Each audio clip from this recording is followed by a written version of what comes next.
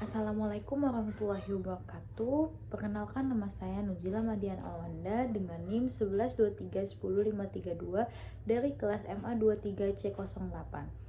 Saya membuat video ini untuk memenuhi tugas mata kuliah kewirausahaan yang dibimbing oleh Bapak Jizenzi Tias Wirastomo SOS MMDBA.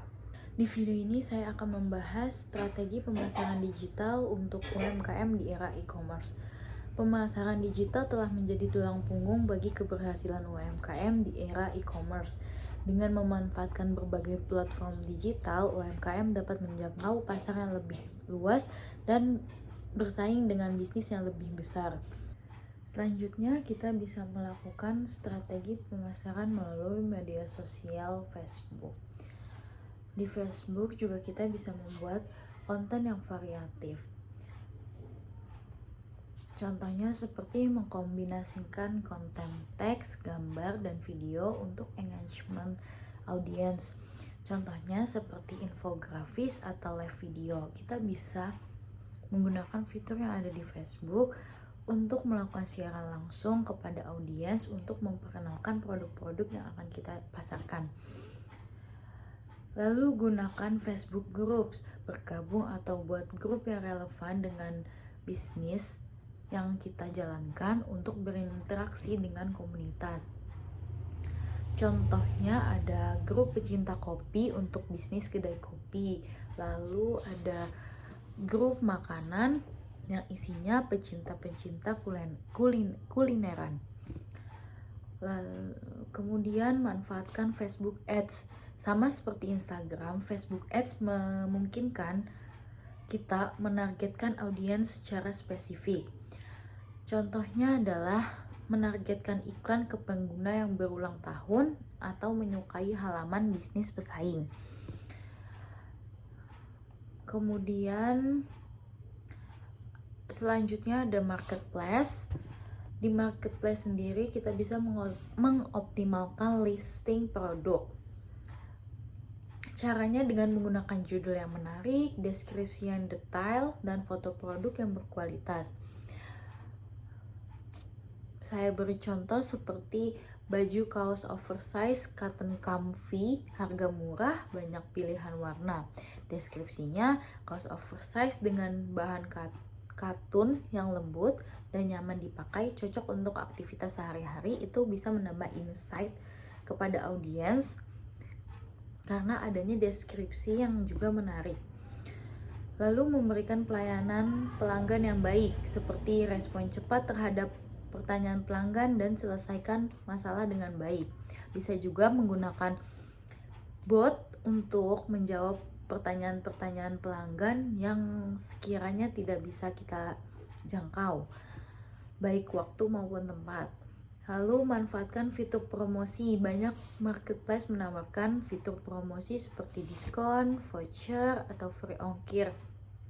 Manfaatkan fitur ini sebaik-baiknya untuk minat pembeli karena di era digital ini gratis ongkir ataupun voucher menarik lainnya sangat menggiurkan untuk pelanggan, khususnya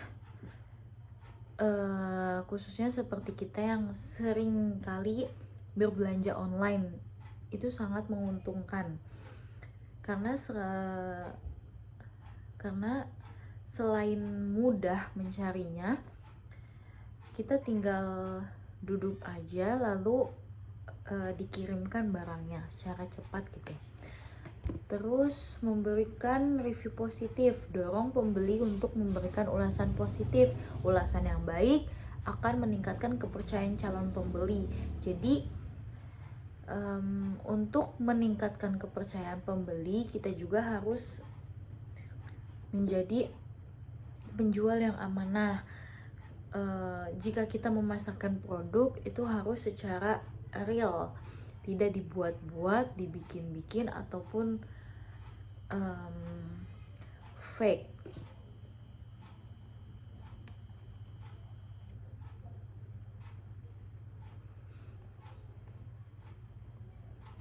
Di sini saya akan memberikan tips tambahan juga.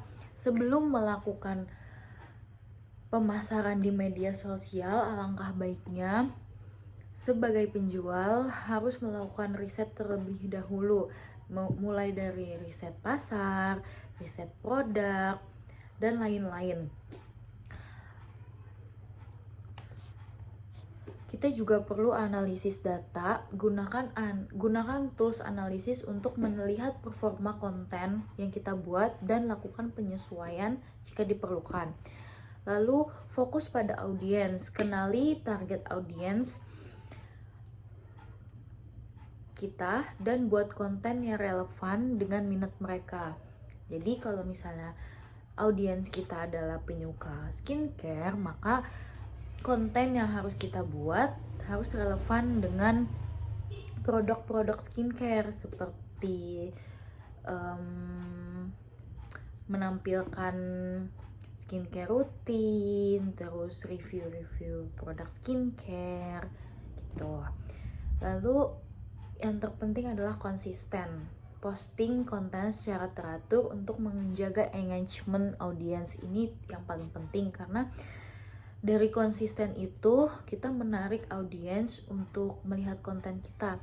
Dan yang awalnya mungkin cuma lihat sekali atau 2 kali, karena konten kita menarik dan juga inovatif, mungkin aja audiens tuh jadi percaya sama konten kita, dan ketika mau membeli sesuatu pasti melihat konten kita dulu, karena kontennya yang bisa menimbulkan rasa ingin membeli gitu. Lalu di balik konten itu juga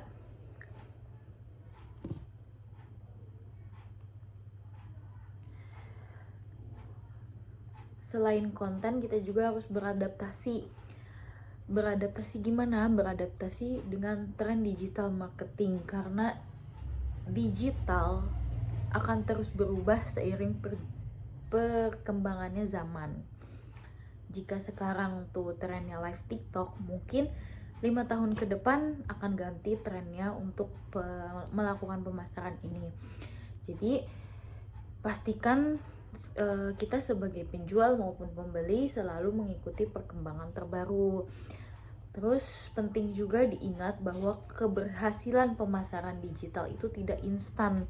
Contohnya seperti live TikTok, mungkin awalnya cuma 1 atau 2 penonton yang bisa terhitung jari, tapi karena kita konsisten melakukan pemasaran di live TikTok tersebut akan menarik audiens supaya nonton live kita, dan penjualan kita pun bisa menaik karena adanya live TikTok, live IG ataupun media sosial lainnya. Dan sekarang juga di marketplace bisa melakukan live ya. Lalu